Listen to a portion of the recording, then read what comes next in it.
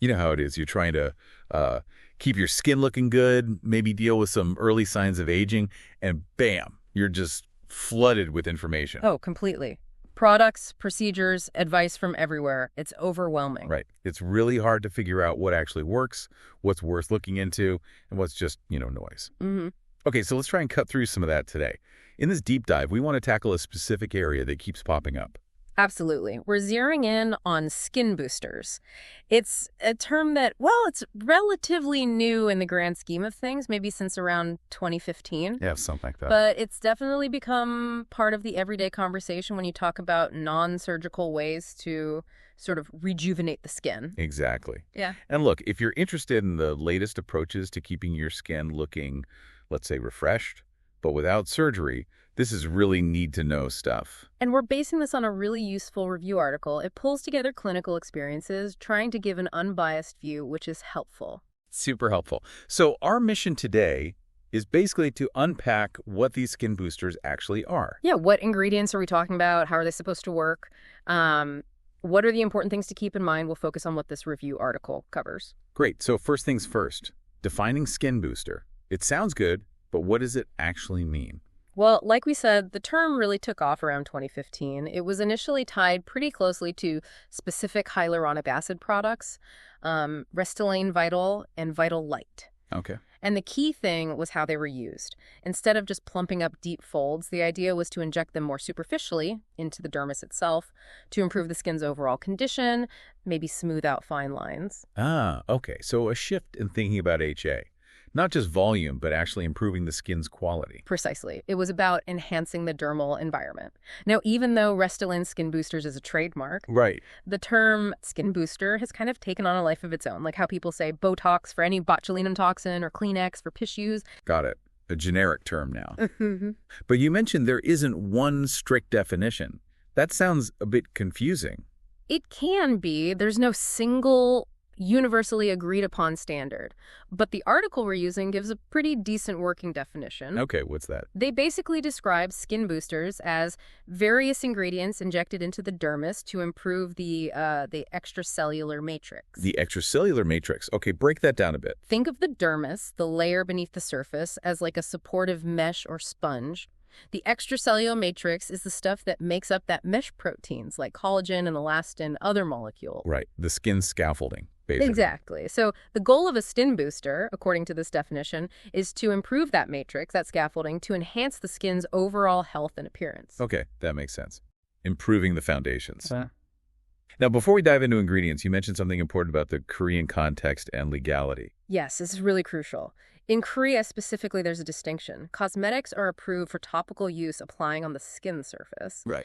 If you take a product approved as a cosmetic and inject it into the dermis or deeper, that's actually against medical regulations there. Wow, okay, so you really need to know what product is being used and if it's approved for injection. Absolutely. Product selection and ensuring it's being used appropriately, legally, is paramount. Just something to be aware of depending on where you are and what's being offered. Definitely good advice. Okay, so this article highlights 5 main types of ingredients. Let's start with the one we already touched on, hyaluronic acid fillers. Yeah, like Restylane Vital as the classic example. Since then, of course, lots of other HA fillers designed for this purpose have come onto the market. What's different about them? They might vary in things like particle size or how the HA molecules are linked together. That's called cross-linking. Different cross-linking can affect how long it lasts and maybe the texture. Okay. But the core idea relies on HA's natural role. It's already abundant in our dermis, right? Its main job is hydration. It grabs onto water molecules. A moisture magnet. Exactly. But it also seems to do more, like stimulating our skin cells, regulating growth factors. It's quite active. So it's not just passive plumping. Not at all.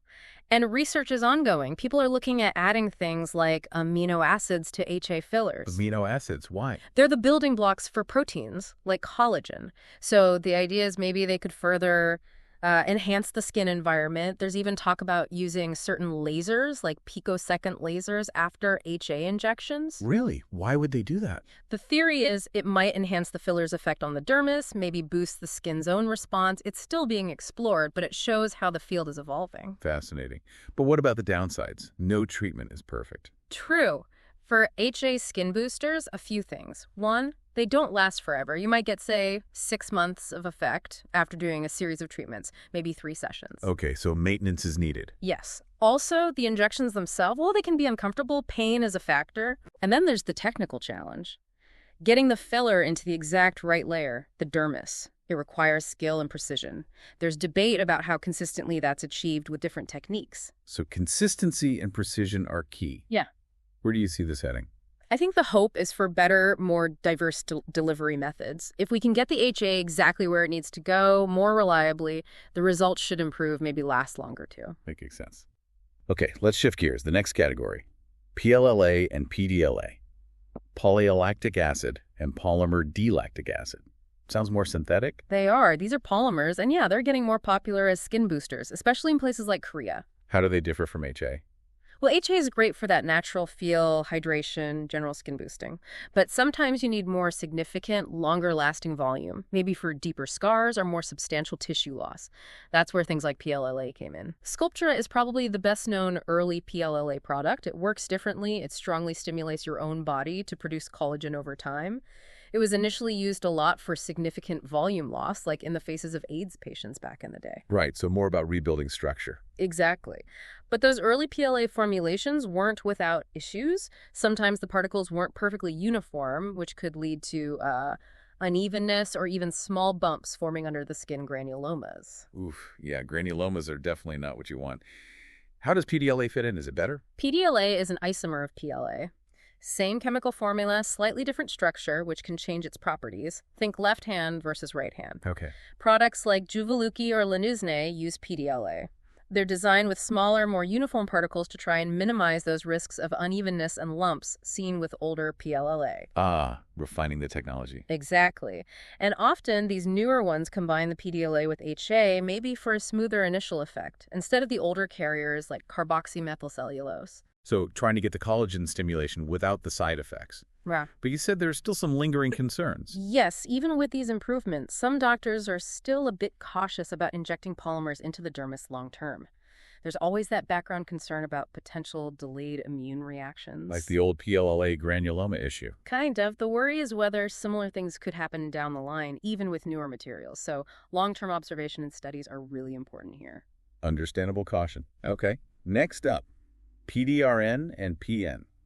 Deoxyribonucleic fragments. Sounds very biological. They are polydeoxyribonucleotide, PDRN, and polynucleotides, PAN. These are actually quite widely used in the Korean market, maybe even more than HA fillers for certain applications. Really? Why is that? One perceived benefit is that they seem much less likely to cause lumps or nodules compared to HA. Ah, that's a plus. And how do they work? DNA fragments. Yeah, essentially. Our bodies naturally use fragments of DNA during wound healing. They help kickstart repair pathways, particularly early on. It's called the salvage pathway. So tapping into the body's own repair kit.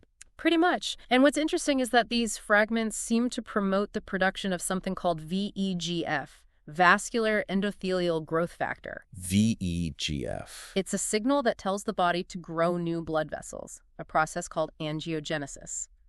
This happens even before you might see visible healing. It's like getting the infrastructure ready for repair. Wow, okay. So it's helping prepare the tissue. Exactly. And the thinking is that formulations that include HA alongside these DNA fragments and maybe use larger fragments might give better rejuvenation effects. They're even used for hair loss. Interesting. And some studies have shown they give skin rejuvenation results comparable to PRP platelet-rich plasma. It's quite a comparison. Okay, let's talk growth factors. You called these the oldest type of skin booster.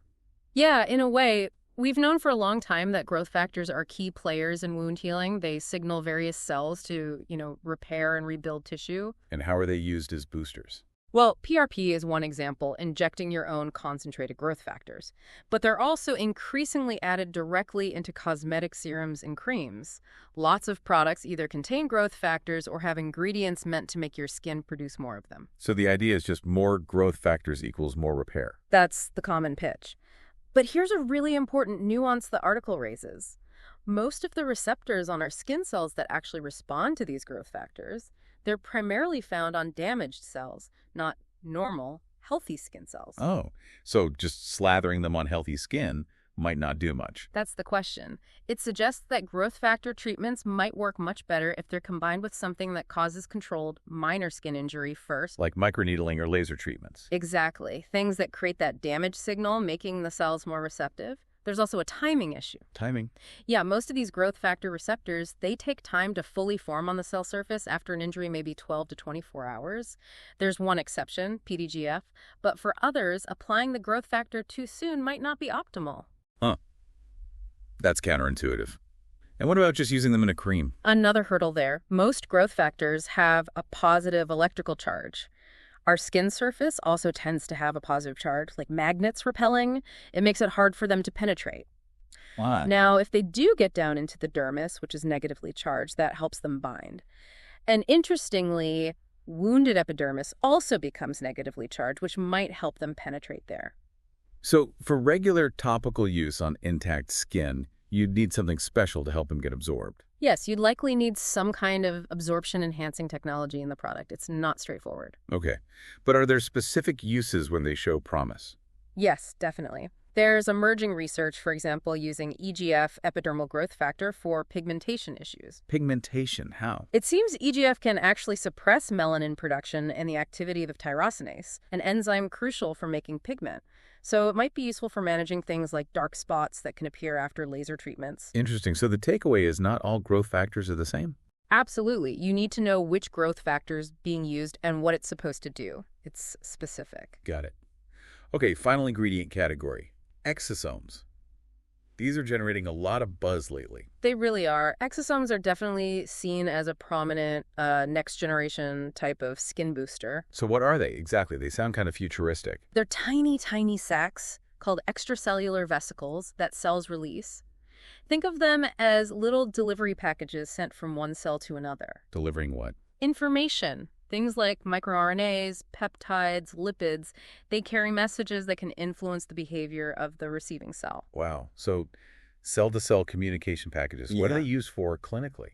Primarily for facial rejuvenation and also for scalp treatments like hair restoration. And how do they compare, say, to growth factors in terms of getting into the skin? Here's an advantage. Exosomes generally have a negative charge, unlike those positively charged growth factors we talked about. Ah, so they might penetrate the skin barrier more easily? Potentially, yes. That's one of the attractions, but there are challenges. Like what? Production, mainly. Getting large quantities of pure active exosomes isn't easy. There are different methods, centrifugation, stimulating stem cells, but efficiency isn't great yet. Which means? High cost. Exosome treatments tend to be quite expensive right now. Okay, that makes sense. Any other challenges? Yes, identifying and isolating the specific beneficial molecules inside the exosomes is tough. Let's say you want the miRNA that helps with age spots. It's hard to just fish that out and concentrate it. So you're getting a mix of signals, not necessarily just the one you want. Kind of. Plus, the exosomes themselves can vary in size, making filtering and standardizing them tricky. All this adds to the complexity and cost.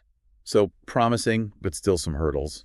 What's the future look like? The goal is really to develop ways to mass-produce exosomes more efficiently, maybe multi-purpose ones, to bring that cost down. Right. It's also worth noting the article mentions that currently in Korea, many cosmetic products marketed as containing exosomes might actually have fairly low concentrations of them, often buffered with, guess what? Let me guess. HA and growth factors. You got it. So the hope is for future products that are more cost-effective and have higher verified concentrations of just the exosomes. Definitely an area to watch. Okay, so we've covered these 5 key ingredient types, but the article stresses something else just as much. Delivery. Absolutely crucial. You can have the best ingredient in the world, but if you can't get it past the skin barrier and into the dermis effectively, it's not going to do much good. Right. The skin's designed to keep things out. Exactly. So the challenge is painless, precise delivery into the dermis. We already touched on this with HA and growth factors, how they get in matters. So what kind of delivery methods are we talking about? Well, there's the traditional needle injection, like in mesotherapy, but there's a whole range of other techniques too. Such as? Things like iontophoresis or electrophoresis, which use electrical currents, microneedling, high-frequency needling, using ultrasound, lasers, plasma energy, even needle-free injectors that use high pressure. Wow, quite a toolbox. It really is. And the point is, the delivery method you choose can be just as important as the skin booster ingredient itself. They work hand in hand. Can you give another example of how delivery changes things? Sure, we talked about PDLA, the polymer. You could just inject it under the skin with a needle. But now you have techniques like, say, microneedling combined with radiofrequency energy. Okay. This allows for more controlled delivery into the subcutaneous layer, maybe with better hydration. And you can even use things like ultrasound to guide it precisely. It potentially optimizes how that PDLA works. I see. So the tech really enables the ingredient. Precisely. It's a synergistic relationship. Okay. This has been a fantastic deep dive. To wrap it all up, what are the main takeaways for someone listening? I think the big picture is that skin boosters isn't one single thing. It's a broad category with diverse ingredients targeting the skin's dermal foundation. Right. We covered HA, PLLA, PDLA, the DNA fragments, PDR and PN, growth factors, and exosomes. Exactly.